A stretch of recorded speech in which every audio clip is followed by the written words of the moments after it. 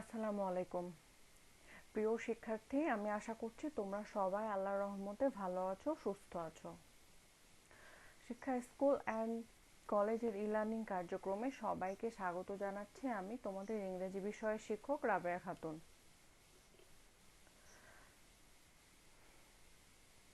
আমাদের আজকের টপিক হচ্ছে টেন্স অ্যান্ড ইটস ক্লাসিফিকেশন, অর্থাৎ টেন্স এবং এর শ্রেণীবিভাগ নিয়ে আমরা আজ আলোচনা করব। Tense and it's classification. প্রথমেই আমরা জানব টেন্স কি। The period of doing any work is called tense, অর্থাৎ কোনো কাজ করার সময়কেই বলা হয় টেন্স বা কাল। Tense is of three kinds. Tense তিন প্রকার: প্রেজেন্ট টেন্স বর্তমান কাল, পাস্ট টেন্স অতীতকাল, অ্যান্ড ফিউচার টেন্স ভবিষ্যৎকাল। Present tense: if a work is done in present then it is called present tense, অর্থাৎ কোনো কাজ যদি বর্তমানে করা হয় তখন তাকে বলা হয় present tense.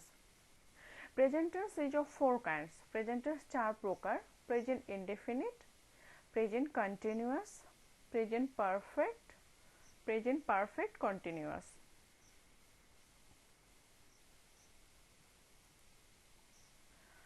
Present indefinite: if a work is done in present then it is called present indefinite tense, অর্থাৎ কোনো কাজ যদি বর্তমানে করা হয় তখন তাকে আমরা বলবো প্রেজেন্ট ইনডেফিনিট টেন্স। এটার এক্সাম্পল বা উদাহরণ হচ্ছে আই রিড এ নোভেল, অর্থাৎ আমি একটা উপন্যাস পড়ি।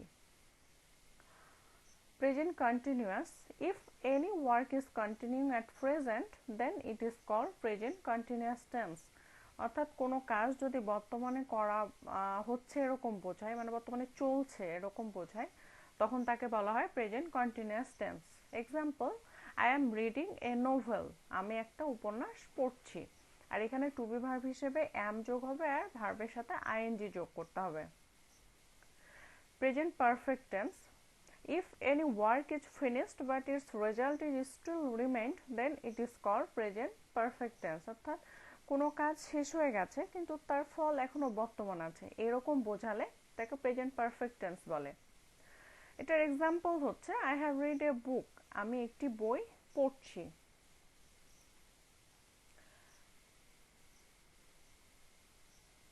এরপর present perfect continuous tense: if any work has started in past and still it is continuing then it is called present perfect continuous tense, অর্থাৎ কোনো কাজ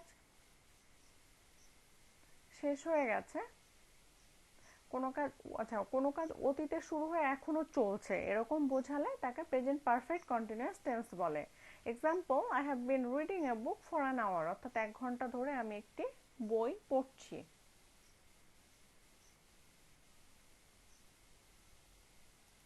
এবার আমরা পাস্ট টেন্স সম্পর্কে জানব।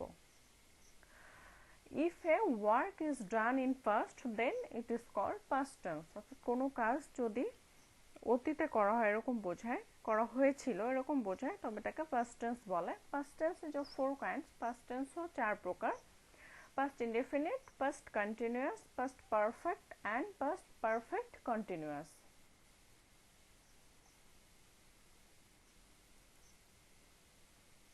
এবার আমরা এই চার প্রকার পাস্ট টেন্সের ডেফিনিশন এবং এক্সাম্পল দেখব।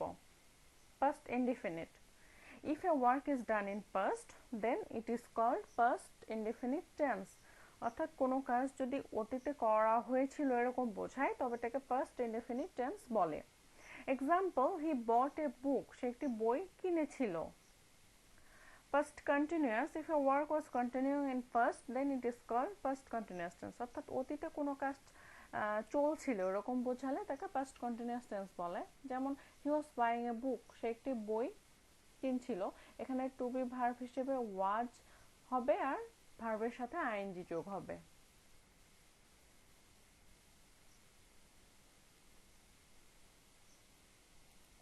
এরপর past perfect tense: if a work is done in past but its result is still remain then it is called past perfect tense, অর্থাৎ কোনো কাজ অতীতে শেষ হয়েছিল কিন্তু তার ফল বর্তমান ছিল এরকম বোঝালে তাকে পাস্ট পারফেক্ট টেন্স বলে। এক্সাম্পল হচ্ছে হি হ্যাড বট এ বুক, সে একটি বই কিনেছিল। এখানে টু বি ভার্ব হ্যাড যোগ হবে আর ভার্বের অবশ্যই পাস্ট পার্টিসিপল ফর্ম হবে। এবার past perfect continuous tense. If any work had started in past and still it was continuing, then it is called past perfect continuous tense. অর্থাৎ কোনো কাজ অতীতে শুরু হয়ে তার তখনও চলছিল এরকম বোঝালে তাকে পাস্ট পারফেক্ট কন্টিনিউয়াস টেন্স বলে। এটার এক্সাম্পল হচ্ছে he had been finding A book for 2 hours, অর্থাৎ 2 ঘন্টা ধরে সে একটি বই খুঁজছিল।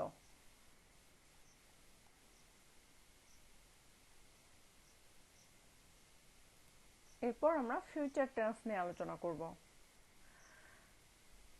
If a tense indicates that a work will be done in future, then it is called future tense. যদি কোনো একটা কাল নির্দেশ করে যে কোনো একটা কাজ ভবিষ্যতে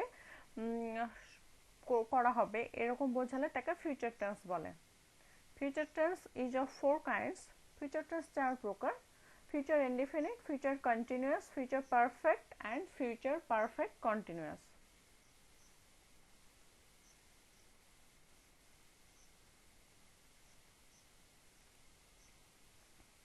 এবার আমরা 4 প্রকার ফিউচার টেন্সের ডেফিনেশন এবং এক্সাম্পল জানব।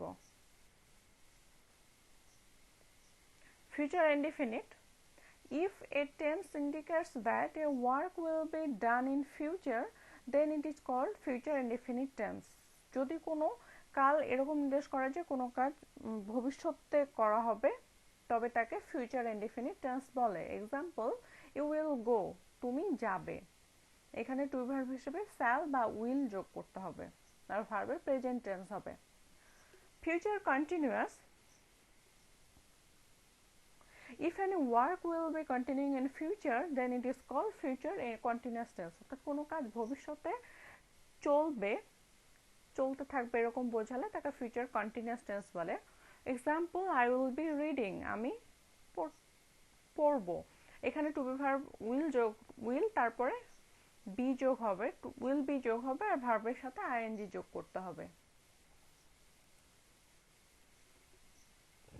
Future perfect: between two works, which work will be finished at first, it will be in future perfect tense and the other work will be in future indefinite tense. অর্থাৎ দুইটি কাজের মধ্যে যে কাজটি প্রথমে শেষ হবে সেটি হবে ফিউচার পারফেক্ট টেন্সে আর যেটি পরে শেষ হবে সেটা হবে ফিউচার ইনডিফিনিট টেন্সে। এটার এক্সাম্পল হচ্ছে The train will have left before we will reach the station. অর্থাৎ আমরা স্টেশনে পৌঁছার আগে ট্রেন ছেড়ে যাবে। এখানে ট্রেনটা আগে ছেড়ে যাবে এই জন্য মানে ট্রেন ছাড়ার কাজটি আগে, এই জন্য এটি ফিউচার পারফেক্ট টেন্স হবে। আর আমরা স্টেশনে পৌঁছাবো এই কাজটি পরে, এই জন্য এটা ফিউচার ইনডিফিনিট টেন্সে হবে।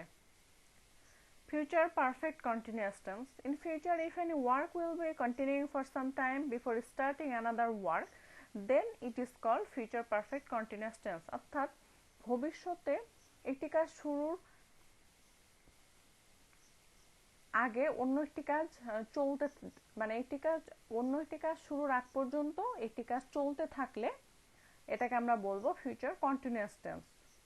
অর্থাৎ আরেকটি কাজ শুরুর আগ পর্যন্ত যখন একটি কাজ চলতে থাকবে তখন সেটাকে আমরা বলবো ফিউচার পারফেক্ট কন্টিনিউয়াস টেন্স। এটার এক্সাম্পল হচ্ছে you will have been eating rice before I go to market.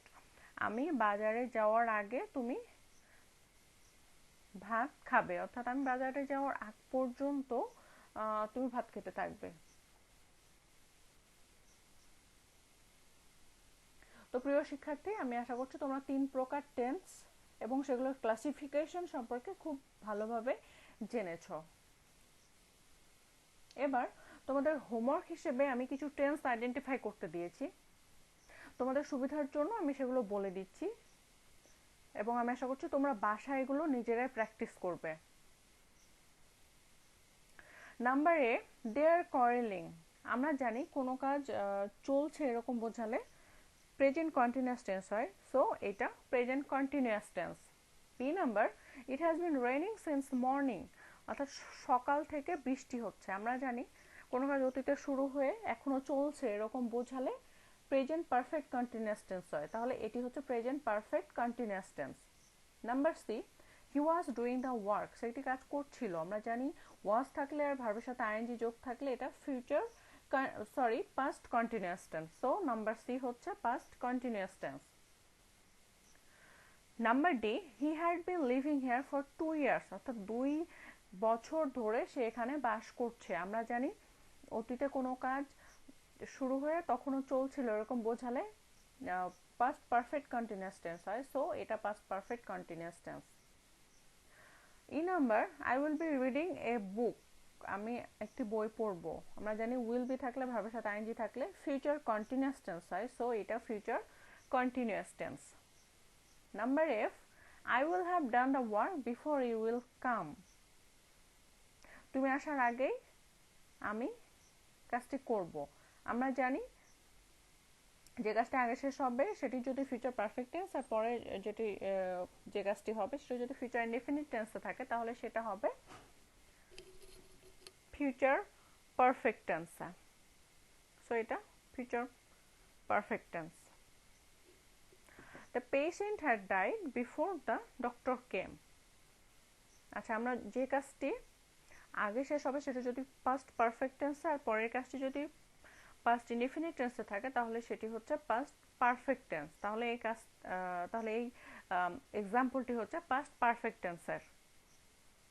8 number, the sun rises in the east, সূর্য পূর্ব দিকে ওঠে। এটা অবশ্যই আমরা দেখতে পাচ্ছি যে present indefinite tense. So the last one is in present indefinite tense.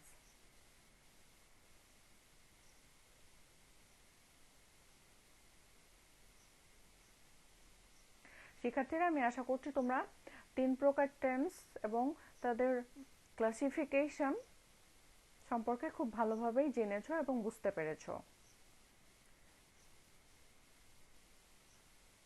তোমরা অবশ্যই এগুলো বাসায় বেশি বেশি পড়বে এবং নিজেরাই প্র্যাকটিস করবে এবং নিজেরা আইডেন্টিফাই করার চেষ্টা করবে কোনটি কোন টেন্স। এরপর যদি তোমাদের কোনো সমস্যা থেকে থাকে তাহলে অবশ্যই আমাকে কমেন্ট করে জানাবে, আমি সেগুলো সলিউশন দেওয়ার চেষ্টা করব ইনশাআল্লাহ।